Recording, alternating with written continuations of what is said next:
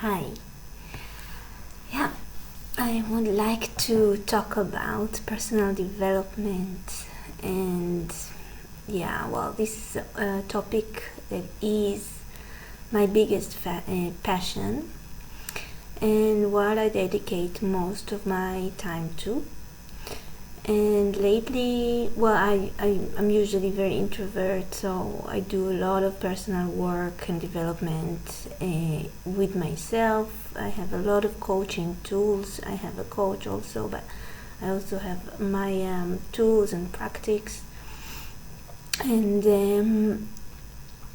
I'm doing a lot of self-work. And lately, before the corona started, before the lockdown and all, I was planning to join circles and groups of people who are doing also personal development work, because I realized that I can do a lot of it by myself, but I want to also do it socially, do it with other people, and work on my personal development with relations to other people. And I wanted to join the Authentic Relating Games of Amsterdam, and then the whole lockdown started, so we moved things online, and actually I started seeing and meeting people online and instead of face to face, which is a nice experience. A bit different than regular socializing, but it is still socializing because we are in a group, we are in a Zoom meeting, everybody's speaking, everybody can look at each other. We just are not in the same space physically. So it's been a very interesting process, and I learned a lot, and I am learning a lot, and I'm inspired a lot. And I've noticed that a lot of times in groups of personal development, or in this space of personal development, there is some heaviness. There is a lot of depth. So we go deep because that's what we want, and also kind of like there is a correlation between deep and heavy. So kind of like, if you want to be authentic, and if you want to go and talk about deep things, then you need to be vulnerable, and you need to open up wounds, and you need to talk about your shadows and confront them, and handle a lot of emotions that are negative. And it's funny because I feel like I'm at a stage that my personal development process have helped me to actually be very positive. I was also before, but even more now, and have a positive approach and look at things. So like I said, I smile a lot, and I perceive a lot of things with gratitude and love and compassion and light. And then when I go into these spaces of personal development in a group, or when I see others talking about it, I see a lot of heaviness and emphasis on the dark. So what I want to say is that there are two sides always. There is a dark side and there is a light side, and I guess we define what is what. But when we are doing personal development, we can and we should look at both sides and balance them. Or go to one side more than the other if it needs or if it feels like it. But keep in mind that there are always two sides. And you can do personal development with emphasis on positive and with emphasis on light. Not only, but with, and it helps. And so for example, I talk a lot about self-love and rituals that are uplifting for the self-confidence and self-esteem.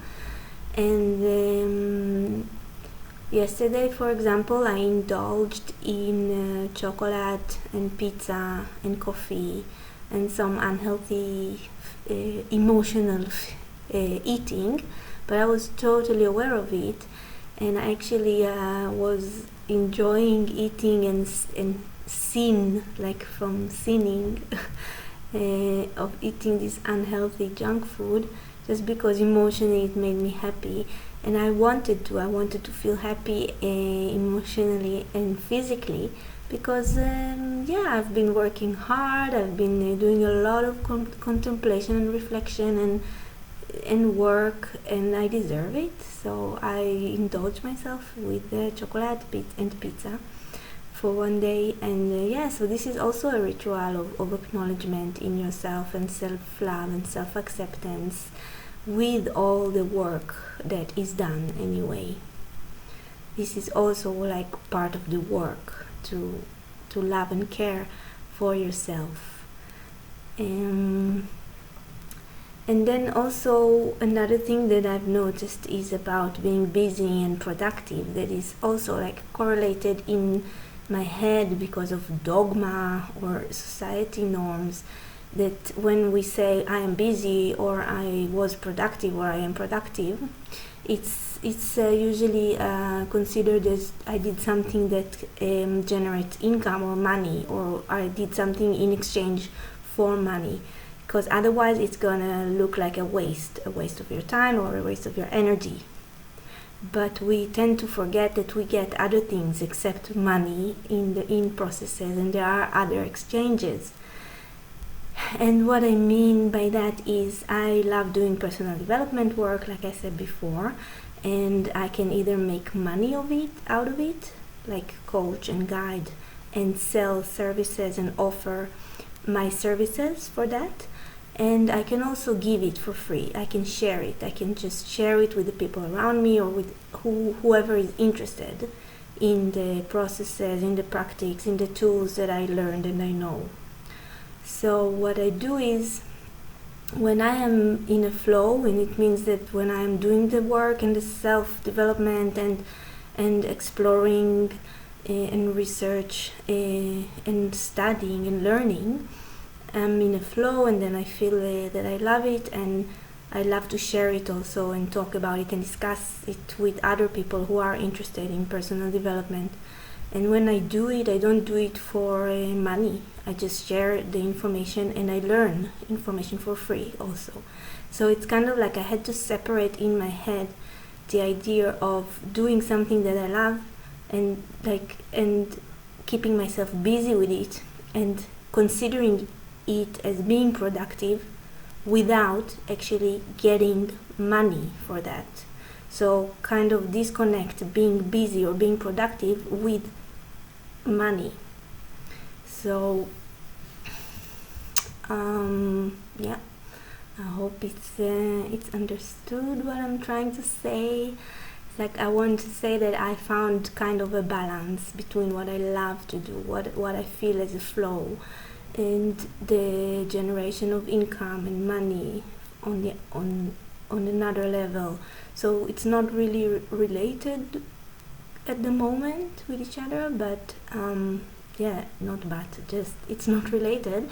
And I had to do kind of a deconstruction in my head about that, about being busy and being productive and feeling like I am busy and productive in work, personal work, that not necessarily generating for me money, but it just gives me peace of mind, and it gives me strength, and it gives me so many other things that I don't, that this is why I find it productive, and I find it as busyness, good busyness.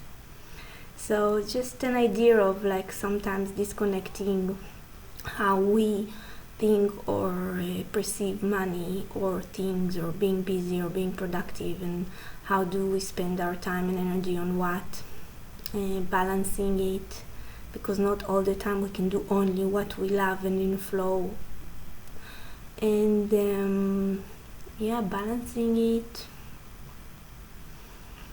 and having awareness all the time. Like I am, for example, aware that in the morning hours I'm very productive and I'm very creative and I'm very hyper and vivid and alive and exuberant, and then towards the evening and towards the night and the sleeping hour, I kind of deteriorate in my function, and my brain is a bit more mellow, less concentrating, less hyper. And so I kind of know that in the morning I want to do things that will be creative and will express what I'm feeling. And in the evening I kind of lay down and being more mellow. And it's all coming from awareness, being aware of everything. So that's it, and I hope it's interesting and valuable, and maybe making you think a bit about all these dogma and connections that we have in our head, and about light and dark and self-work and shadows and love and happiness and sadness and all these things. Well, that's it.